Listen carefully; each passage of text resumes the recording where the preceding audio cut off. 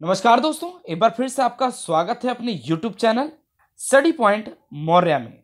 दोस्तों, आज की इस क्लास में मैं आपको मध्यकालीन भारतीय इतिहास में जो तुगलक वंश है उसमें सबसे महत्वपूर्ण शासक, तीसरा जो शासक महत्वपूर्ण, उसका नाम है दोस्तों फिरोज शाह तुगलक, जिसके बारे में आज मैं आपको कराने जा रहा हूँ।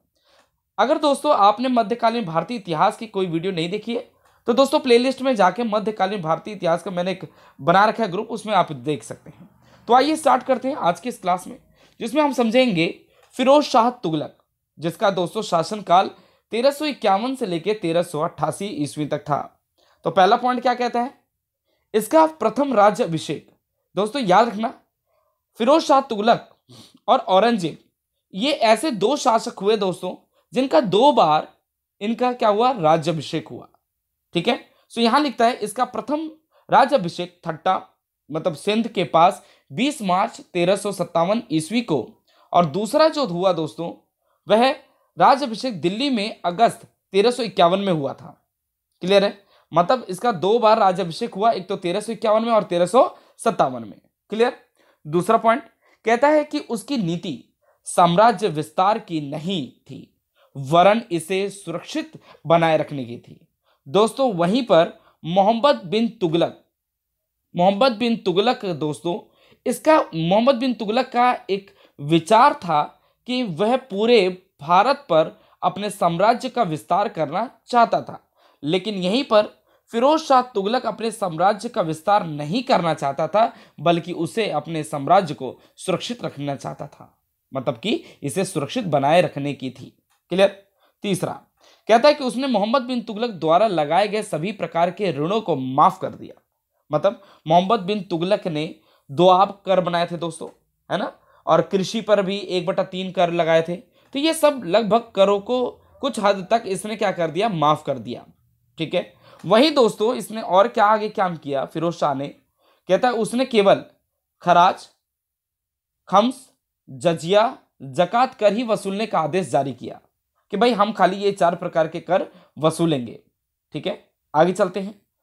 ठीक है भाई दोस्तों, जजिया कर जो होता है ना, ये क्या कहते हैं, जजिया कर जो है ब्राह्मणों से लिया जाता था और जकात कर मुस्लिमों से लिया जाता था, जो मुस्लिम भाई लोग होते थे। ठीक है, आगे उसने जो राजकीय पदों को वंशानुगत बनाया। याद रखना, वंशानुगत बनाया इसने, किसने, फिरोज शाह तुगलक ने। बट मोहम्मद बिन तुगलक ने वंशानुगत के साथ साथ योग्यता के आधार पर राजकीय पदों को बनाया था।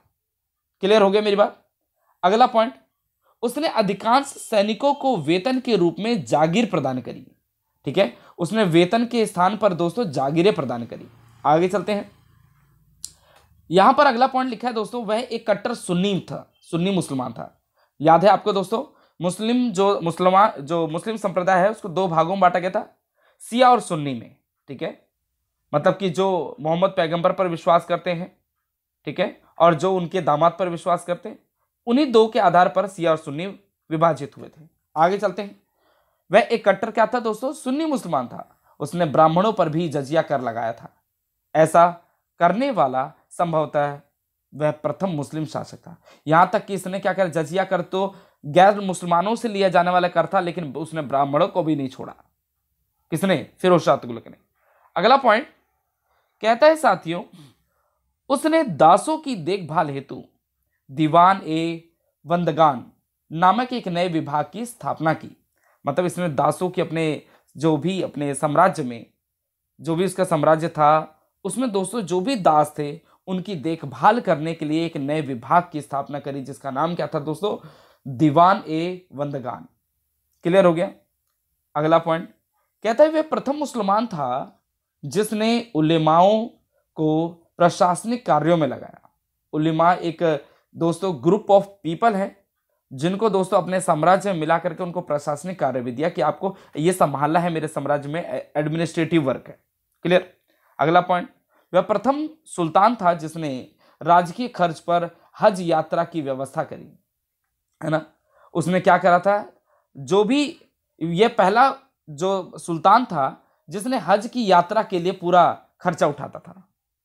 अगला पॉइंट, उसने फिरोजाबाद, हिसार, जौनपुर, फतेहाबाद आदि नगरों की स्थापना भी की। क्लियर है साथियों। इसके बाद चलते हैं अगला पॉइंट जो महत्वपूर्ण है। कहता है दोस्तों, उसके दरबार का मुख्य विद्वान जियाउद्दीन बर्नी एवं शम्स ए सिराज अफीफ है ना। ये दो दोस्तों अगर आप देखेंगे कहीं पे भी बर्नी का सबसे ज्यादा उसके कथन लिखे रहते हैं। ठीक है, उसके दरबार का प्रमुख विद्वान था। हर एक जो शासक होता है, ठीक है, उसके साम्राज्य में जरूर एक कोई ना कोई विद्वान होता है। जैसे अकबर के दरबार में बिरबल था, उसी प्रकार दोस्तों फिरोज शाह तुगलक के दरबार में बर्नी था, और ये भी था शम्स ए सिराज अफीफ था। ठीक है, अगला पॉइंट, तारीख ए फिरोज शाही बर्नी की एक प्रमुख कृति थी। बर्नी ने ही दोस्तों एक पुस्तक लिखी जिसका नाम था तारीख एक फिरोज शाही। ठीक है, इसमें दोस्तों क्या था, उसके बारे में लिखा था, फिरोज शाह तुगलक के बारे में किसने लिखा था, बर्नी ने। कहता उसकी लिखी पुस्तक का नाम फुतुहात ए फिरोज शाही था।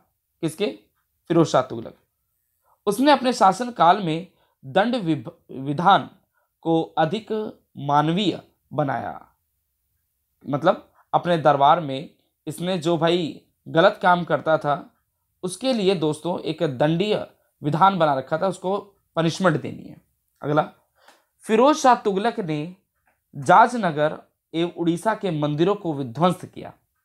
मतलब दोस्तों फिरोज शाह तुगलक ये क्या था दोस्तों, ये एक कट्टर मुस्लिम था, एक सुन्नी था, जो दोस्तों क्या करा उसने जजनगर और उड़ीसा, ठीक है, उड़ीसा के मंदिरों को क्या करा उसने, विध्वंस किया। आगे, लेकिन विध्वंस के साथ साथ ये मन का दयालु भी था, ऐसा सुनने में आता है। लिखा है कि फिरोज तुगलक ने अनाथ मुस्लिम महिलाओं, विधवाओं और लड़कियों की सहायता के लिए दीवान ए खैरात नामक नए विभाग की स्थापना भी करी। ये जानता था फिरोज शाह भाई दिल का बहुत दयालु भी था, और कहा जाता है ये तो सुन्नी मुसलमान था, कट्टर भी था हिंदुओं के प्रति। पर दोस्तों यहाँ पर अपने जो भी मुस्लिम संप्रदाय में जो भी महिलाएं होती थी, विधवाएं होती थी और लड़कियां होती थी, उनके लिए दोस्तों एक उनकी सहायता के लिए एक विभाग की स्थापना करी जिसका नाम था दीवान ए खैरात। क्लियर। आगे, उसने मुस्लिम मंदिर के पुस्तकालय से लूटे गए लगभग 1300 संस्कृत ग्रंथों में से कुछ का दलायते फिरोज शाही के नाम से फारसी में अनुवाद किया। जो भी संस्कृत में 1300 ग्रंथ थी दोस्तों, उसके पुस्तकालय में, ये ज्वालामुखी मंदिर पुस्तकालय में उसने क्या करा, संस्कृत के ग्रंथों को लूटा। लगभग कितने थे, 1300, और उसको किसमें बदल दिया दोस्तों, दलाइले फिरोज शाही के नाम से फारसी में अनुवाद करवाया था। ठीक है, उसने खिजराबाद एवं मेरठ में स्थापित अशोक के 2 स्तंभों लेखों को दिल्ली में स्थापित करवाया। उसने क्या किया दोस्तों, किसने, फिरोज शाह तुगलक ने खिजराबाद और मेरठ में अशोक द्वारा जो स्तंभ थे, स्तंभ लेखों पर, मतलब जो भी, क्योंकि अशोक ने दोस्तों स्तंभों पर, अभिलेखों पर अपने कुछ दोस्तों कर्तव्य, सूचना, ये उन्हीं पर अधिकतर देता था। ठीक है, कहा जाता है दोस्तों अशोक ने ही सबसे ज्यादा अभिलेखों पर अपने विचारों को, अपनी बातों को रखा जनता के सामने। तो वहीं फिरोज शाह तुगलक है दोस्तों, उसने क्या करा, खिजराबाद और मेरठ में स्थापित अशोक के 2 स्तंभ लेखकों को दिल्ली में स्थापित करवाया।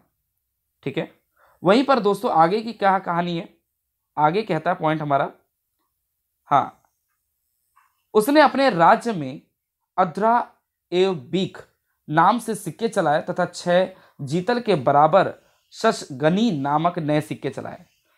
मतलब कि 6 जीतल के बराबर, जिस तरीके से हम आज कहते हैं दोस्तों $1 इक्वल टू दोस्तों 80 रुपीज मान लीजिए। ठीक है, उसी प्रकार दोस्तों 6 जीतल के बराबर एक शशगनी नामक नए सिक्के का प्रचलन करवाया। आगे चलते हैं। इस वंश का अंतिम शासक नसरुद्दीन महमूद शाह था, जिसका शासन क्षेत्र दिल्ली से पालम तक सीमित था।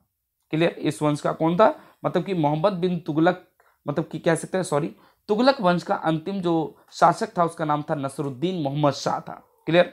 नसरुद्दीन मोहम्मद के शासन काल में ही तैमूर ने 1398 में भारत पर आक्रमण किया और मोहम्मद महमूद को भगाकर दिल्ली में खूब लूटपाट मचाया। मतलब दोबारा बता रहा हूं, नसरुद्दीन महमूद के शासन काल में ही तैमूर जो थे उन्होंने भारत पर आक्रमण किया और महमूद को भगा करके दिल्ली पर क्या करा, लूटपाट मचाया, किसने, तैमूरों ने। ठीक है, लास्ट पॉइंट दोस्तों, नसरुद्दीन मोहम्मद के शासनकाल में मलिक खरीफ की उपाधि धारण करने वाले एक हिजड़े मलिक सरवर ने स्वतंत्र जौनपुर राज्य की स्थापना करी। ये इतना खास नहीं दोस्तों। तो मैं उम्मीद करूंगा दोस्तों इस क्लास में आपने महत्वपूर्ण चीज समझी कि भाई राजकीय खर्च पर हज की यात्रा के लिए कौन ले जाता था, और राजकीय पदों पर वंशानुगत किसने बनाया, ब्राह्मणों से किसने कर लिया, राज्याभिषेक उसका कितनी बार हुआ, है ना। आपने इन चीजों को समझा और आपने ये भी समझा मोहम्मद बिन तुगलक द्वारा लगाए गए सभी प्रकार के ऋणों को माफ करवाया किसने, फिरोज शाह तुगलक ने। और ये कट्टर मुसलमान कौन था, कट्टर सुन्नी कौन था दोस्तों, फिरोज शाह तुगलक था। क्लियर हो गया। तो दोस्तों मैं उम्मीद करूंगा कि आज के इस क्लास में दोस्तों एक ये भी इंपॉर्टेंट आता है कि किस शासक ने ज्वालामुखी मंदिर के पुस्तकालय को लूटा और उसमें से संस्कृत ग्रंथों को फारसी में अनुवाद करवाया, ये था फिरोज शाह तुगलक। तो दोस्तों मैं उम्मीद करूंगा कि आज के इस क्लास में जो आपने समझा वो क्लास में याद हो गया होगा। तो दोस्तों मिलते हैं अगली बार में एक नई वीडियो के साथ। नमस्कार दोस्तों।